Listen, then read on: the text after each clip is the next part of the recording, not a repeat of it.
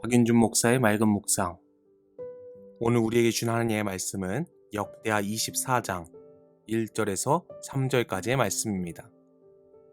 요아스가 왕위에 오를 때의 나이가 7세라. 예루살렘에서 40년 동안 다스리니라. 그의 어머니의 이름은 시비아요 부엘세바 사람이더라.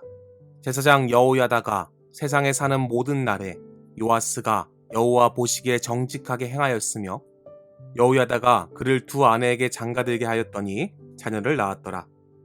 오늘 우리에게 주시는 하나님의 말씀입니다. 저는 오늘 변치 않는 신앙이란 제목으로 하나님의 은혜를 나누겠습니다. 용두삼이라는 말이 있습니다. 말 그대로 풀면 머리는 용인데 꼬리는 뱀이라는 말입니다. 처음에는 거창하게 입을 벌려 시작했다가 끝은 마무리가 좋지 않았을 때 사용하는 말입니다. 성경 속에 사울 왕이나 삼손, 가룟 유다와 같은 경우가 대표적인 용두삼이입니다.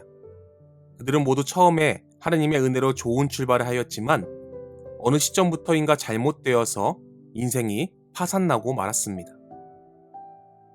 오늘 말씀에도 용두삼이와 같은 인물이 등장하는데 바로 유다의 8대 왕인 요아스 왕입니다.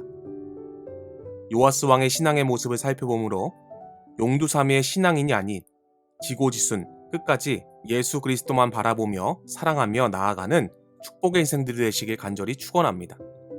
요아스는 처음에는 하나님 앞에 정직한 사람이었습니다. 오늘 말씀 2절에 보니까요. 제사장 여호야다가 세상에 사는 모든 날에 요아스가 여호와 보시기에 정직하게 행하였으며 라고 말씀합니다. 요아스는 BC 830년경 7살 때 왕이 되었습니다. 당시 제사장 여호야다는 악랄한 여왕 아달랴의 못된 정치를 바로잡기 위하여 쿠데타를 일으켰고 그 쿠데타가 성공하여 아달랴 여왕은 비참하게 죽게 되었습니다. 여왕이 죽자 제사장 여호야다는 7살밖에 안 된 어린 요아스를 왕으로 세웠습니다. 요아스는 어린 나이 때부터 신실했던 제사장 여호야다의 신앙의 가르침을 잘 본받아 하나님 앞에 정직한 왕으로 살아가게 됩니다. 하나님께서 우리를 보실 때 가장 중요하게 생각하는 덕목이 있다면 바로 정직일 것입니다. 저도 목사가 되기 위해 진급 과정을 치렀는데요. 그때 많은 선배 목사님들 앞에서 떨면서 면접을 보던 기억이 납니다. 한 목사님이 저에게 물어보셨습니다. 박 전사는 목사가 된다면 가장 중요하게 생각하는 덕목이 무엇이라고 생각하나? 그때 저는 저의 은사 교수님께서 늘 가르쳐 주셨던 정직이 생각나 이렇게 대답했습니다. 제가 생각하는 목사의 가장 중요한 덕목은 정직입니다. 목사는 하느님 앞에서 정직해야 하며 사람 앞에서 정직해야 하기 때문입니다. 그때 흐뭇해하시며 고개를 끄덕이시던 면접관 목사님의 얼굴을 잊을 수가 없습니다. 그 이유는 정직이라는 말 앞에서 그 어떤 흠도 잡을 수 없었기 때문입니다. 하느님 마음에 합한 왕이었던 다윗이 밧세바를 범한 죄를 지었을 때 나단 선지자가 와서 통렬하게 비판합니다. 그때 다윗은 자신의 죄를 통회하며 시편 51편의 시를 지었습니다. 시편 51편 10절에 이렇게 고백하는데요. 하나님이여 내 속에 정한 마음을 창조하시고 내 안에 정직한 영을 새롭게 하소서 라고 고백합니다. 다윗은 하나님께서 가장 좋아하시는 모습이 정직의 모습임을 이미 알고 있었다는 것입니다. 사랑하는 여러분, 하나님과 사람 앞에 정직한 삶을 살아가기 소원합니다. 그때에 하나님께서 우리의 신앙의 모습을 기뻐 받으시는 놀라운 축복의 인생들이 되시길 간절히 축원합니다. 이렇게 처음은 하나님 앞에 정직했던 요아스를 하나님께서는 축복하셔서 안정과 평화 가운데 40년간 나라를 다스리게 하셨습니다. 세월이 흘러 요아스의 1등 공신이며 정치와 신앙을 도와주고 요아스의 정신적 스승이며 충신인 제사장 여호야다가 죽게 되었습니다. 여호야다가 죽자 간신배들이 들고 일어나 요아스 왕을 유혹하기 시작합니다. 그때 요아스는 이 유혹을 뿌리치지 못하고 넘어가 하나님을 버리고 대적하였습니다. 역대하 24장 18절 말씀에요.